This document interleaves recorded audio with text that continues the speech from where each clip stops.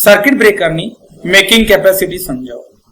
તો ઘણી વખત એવું બને છે કે શોર્ટ સર્કિટ પરિસ્થિતિમાં તમારે સર્કિટ બ્રેકરને ક્લોઝ કરવું પડે છે. તો આ સમયે એના કોન્ટેક્સ જે ઓપન ક્લોઝ થાય છે એના ઉપર ઇલેક્ટ્રોમેગ્નેટિક બળ લાગેલું હોય છે, એટલે કે એ ફોર્સ કાર્ય કરે છે. તો આ સ્થિતિમાં તમારા સર્કિટ બ્રેકરને તમારે આ બળની વિરુદ્ધમાં એટલે કે એની અગેન્સ્ટમાં જઈને ક્લોઝ કરવું પડે છે. હવે આ બળ જે છે એ ક્લોઝ થવાના સમયે જે કરંટની ઇન્સ્ટન્ટેનિયસ વેલ્યુ એટલે કે જે તાત્ક્ષણિક મૂલ્ય હોય છે એના વર્ગના સમપ્રમાણમાં હોય છે, અથવા તો પ્રમાણસર તમે કહી શકો છો. તો એ વખતે મેકિંગ કેપેસિટી માટે તમારે આરએમએસ કરંટના બદલે તે વખતનું કરંટનું મહત્તમ મૂલ્ય ધ્યાન પર લેવું જરૂરી બને છે.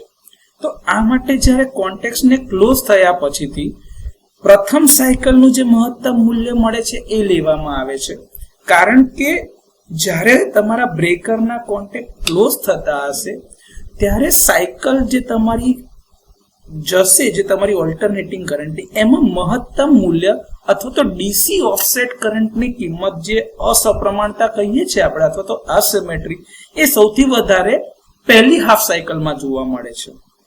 એટલા જ માટે જ્યારે બી તમે મેકિંગ કેપેસિટીની ગણતરી કરતા હશો ત્યારે તમારે પ્રથમ સાયકલ દરમિયાન જે સર્કિટ બ્રેકરના ફેઝમાં મેક્સિમમ અસિમેટ્રી મળે છે તે કરંટનું મહત્તમ મૂલ્ય લેવામાં આવે છે. આમ સર્કિટ બ્રેકર્સના કોન્ટેક્ટ ક્લોઝ થયા પછી પ્રથમ સાયકલ દરમિયાન જે ડીસી કમ્પોનન્ટ સહિત કરંટનું મહત્તમ મૂલ્ય મળે છે એને મેકિંગ કેપેસિટી તરીકે ઓળખવામાં આવે છે. આ મેકિંગ કરંટ એ અસમપ્રમાણ અથવા તો અસિમેટ્રિકલ કરંટનું મહત્તમ મૂલ્ય છે. હવે જો તમારી અસિમેટ્રિકલ બ્રેકિંગ કેપેસિટીમાંથી તમારે સિમેટ્રિકલ બ્રેકિંગ કેપેસિટી શોધવી હોય અથવા તો અસિમેટ્રિકલ બ્રેકિંગ કેપેસિટીને 1.8 વડે જો ગુણવામાં આવે અને બ્રેકિંગ કેપેસિટીના આરએમએસ મૂલ્યમાં જે કિંમત મળે છે એને √2 એટલે કે √2 વડે મલ્ટીપ્લાય કરીને મહત્તમ કિંમત બનાવવામાં આવે તો તમને મેકિંગ કેપેસિટી મળી શકે છે.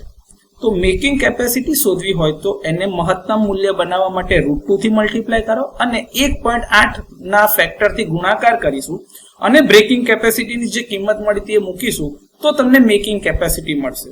એટલે મેકિંગ કેપેસિટી બરાબર 2.55 ગુણ્યા સિમેટ્રિકલ બ્રેકિંગ કેપેસિટી. તો આ રીતે તમે સર્કિટ બ્રેકર માટે મેકિંગ કેપેસિટી શોધી શકશો અને પરીક્ષામાં પૂછાય તો આ રીતે સમજાવી શકાય.